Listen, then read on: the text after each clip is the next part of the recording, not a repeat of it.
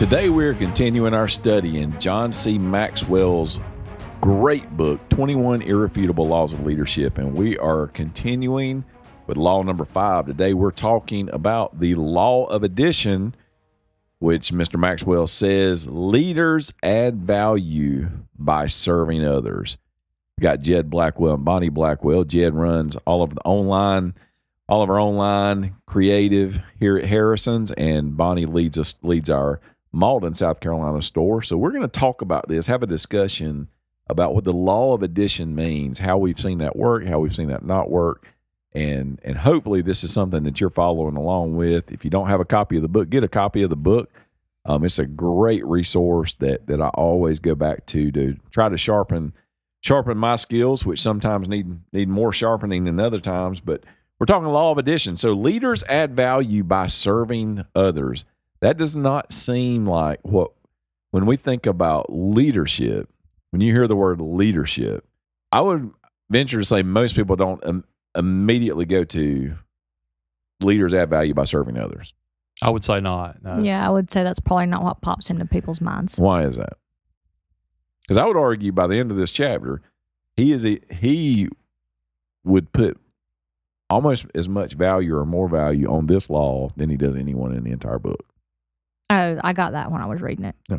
So why do you say what you say then? I feel like sometimes there are a lot of people out there in leadership roles that are not really trying to be a leader. They're trying to be a manager. Huh? And when you're a manager, it's almost like you're just wanting to get the job done. You're wanting the people to do the job that you're trying to get to do the job. And that is all. You're not adding any kind of value to the lives of the people that are working for you. And when you start to add that value to their lives, when you legitimately care about the people working for you and you're adding that value, you can just about get them to do anything you need for them to do. I'm going to go a little bit deeper than that. You asked a direct question. Why do people not think that way? Because they haven't seen it. Yeah. A lot of times they just haven't seen it. They've never experienced leadership that way. So they don't identify with it. I've heard it said that do you see your people as a means to an end? What I mean by that is, do you see the people that you have the ability to lead, those people that come into your care, for lack of a better term? Do you see them as people that you're trying to make the very best you can make, that you're trying to do everything you can to make those people better? Or do you see those people as a means to an end, as these are tools for helping me reach my goals? See the difference there? Yes. I've got goals. Jed and Bonnie are here to help me reach my goals. Yeah. So doesn't matter how I treat them, but they're here just to make me reach my goals. And sometimes I feel like leadership becomes, we try to sharpen all of this like toolbox.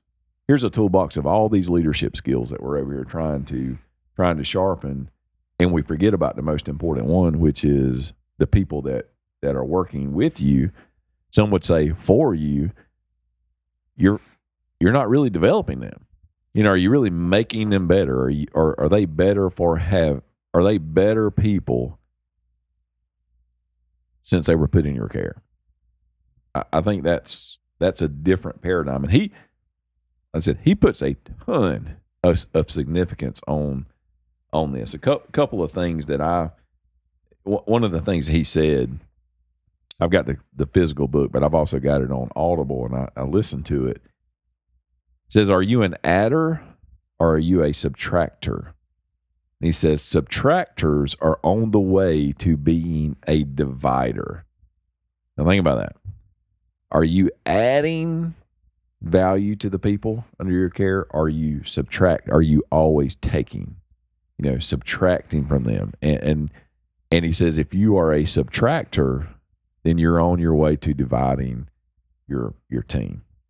One of the things I wrote down was, are you making things better for the people who follow you? And the example he used was the CEO of Costco.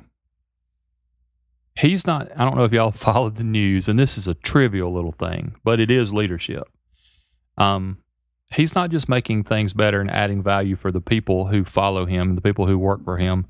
He's making things better for all of his customers. And he's doing one simple thing, and it's so meaningless, but it means so much. The hot dog combo at Costco that everybody talks about. It's a hot dog and a drink's $1.50. And they asked him last week when that price was going to increase, and he said, never.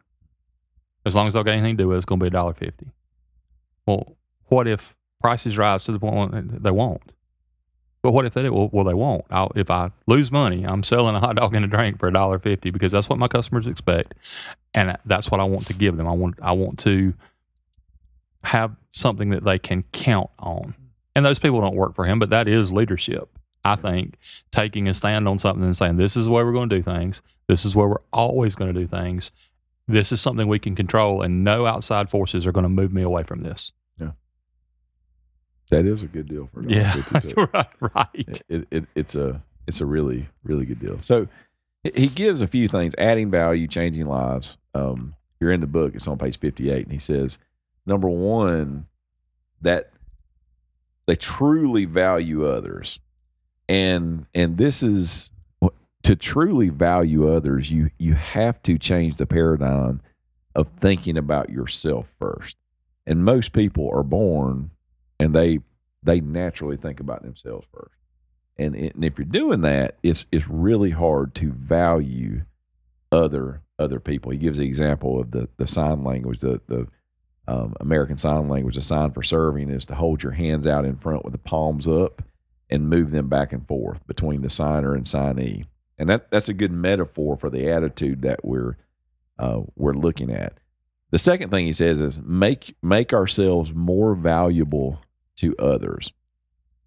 How can we make ourselves more valuable to others? What does that mean? It's a hard one to describe. One of the things that I really try to do in my store is always ask, what do you need from me to help you? And I feel like that is one way to let my team know that I legitimately want to help them. Like, what can I do to help you? Whatever it is, what do you need from me? And sometimes it's as simple as, I'm really stressed out right now. Can you just stand here at the front and run this register and just let me go take a few breaths in the back? Absolutely. Yeah. Absolutely, I can do that. I'll give you that time to just go de-stress for a second. Yep. Sometimes it's just as simple as that. Yeah, well, and to follow up with that, he says the third thing, that you should know and relate to what others value. And again, that is how you do that.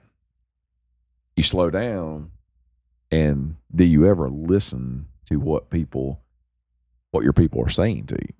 Do you understand what they value? Do you understand what makes them tick? Do you understand what makes them nervous? Do you understand what makes them uncomfortable? And how are you doing that so you can help them become better? This law of addition is you're going around looking to add value to every person you meet. What if we did that? What would happen? The world would be a much better place. It'd be great. The previous experience I had with leadership before here, and I'm doing some different things here, but it was in putting together and coordinating a schedule for high school coverage for a fairly large daily newspaper. And one thing I always tried to do come playoff time, when it was time to hit the road, when teams had long road games, different places I was going. And the guys that helped me got to stay at home because it's my job to go. And it would have been easy to say, well, I'm going to go to Dorman tonight. It's 4 miles from my house. I need you to go to the other side of the earth and cover whatever this is. No, I'm on the road. I mean, that's part of the job. Second, if you did cover some of those road games when nobody else wanted to go during football season, well, when basketball time came around, somebody needed a check to go cover a game somewhere, who you think got to go? The people who I knew had skin in the game, the people who had helped me when I needed help. Part of it is showing that you're willing to do anything that you're asking them to do. that you add value that way. Sometimes adding value is as simple as people thinking, you know what, we really are we're in this together. This is not something I'm not doing something for him that he has no desire or willingness to do. Running to North Carolina every 2 days, stuff like that. Yeah. That shows people how serious you are about things, and that things that need to get done are going to get done. And I think makes other people more willing to do those things if they see you doing them. Well, you hope so. Yeah, you did hope so. you hope so, and you know this is one that takes. You have to be really proactive about this one, and because you can get you can pigeonhole yourself into that tunnel vision of looking at what are the results we're trying to get. Well, you can manipulate people into doing the things that you want them to do, or you can spend the time developing the people and making the people that you work with better and pushing them and doing that. And then next thing you know, they look up and they're better. They can make those decisions. They've expanded their. You get some pushback from some people sometimes, like, well, I don't want to give them all these tools because then what if they leave? Well, I hope they leave. Good. What if they leave? Right. Yeah. Good. I mean, they've grown. They've gotten better. Yeah. They've moved on to something that's going to continue to improve their life. And now you have just what you would say that you want. Most people want to be influential. They want to. Now you have expanded your influence by you have invested the resources to develop someone. Now they're spreading their wings and they're going to do something else. And you have done that. Now you know what you get to do? Now you get to do it with somebody else. You get to do it with somebody else. And if you're doing these things, he uses the word contagious. If that's the kind of culture that you build, the next thing you know, you'll have a group of people, no matter where their position is on the quote unquote organizational chart, you will have people that are being everything they can be, being the very best they can be. And that's the law. That's the law of addition. Some of the questions he poses at the end: do you have a servant's attitude when it comes to leadership? Do you value what the people closest to you value? Make adding value part of your lifestyle. These are things that, again, this is one that can sometimes be misunderstood, or it can be looked over simply as, well, that I add value to people. No, these people should just work. I sign their paycheck, they should just work, right? They should just come in and work. But that's not how people are. No. That people want to be developed. They want to grow. They want to be challenged. And if you're doing that, and if you can spend your life doing those things of trying to add value to every person that's the time that you start to live with purpose. And you're not just a cog in a wheel. You're actually purposefully living your life. Anything else follow up on this law? Sometimes you just need to do the little things. Just pay attention. Bring in a gift card for, hey, I noticed you drink Dunkin' Donuts every day. Here's your gift certificate. Yeah. They haven't said they love Dunkin' Donuts, but you notice that every single day they come in with a Dunkin' Donuts coffee. No, she won't. She's wanting me to bring her something tomorrow. Not from Dunkin' Donuts. Now, some crumble cookies would be nice. I bring y'all crumble cookies all the time. I go broke buying crumble cookies for y'all. For our young people that have breakups and everything else that happens. Bless. Yeah. You two are married. Y'all having problems that I need to bring crumble cookies in tomorrow? I mean, for a crumble cookie, we'll have a fight. I was going to say, we can have a fight just for some crumble cookies. It is. And look, for you hard chargers out there that are listening to this, it is very, very easy to skip over this law and think that you don't have time to be adding value to others. Ironically, pragmatically speaking, if you want to make your company as successful as it can be, spend time on your people. Spend time on your people. Even if you got the wrong motives, if you spend time on your people and develop them and you show them that you value them, they will perform for you like nothing else. So law of addition.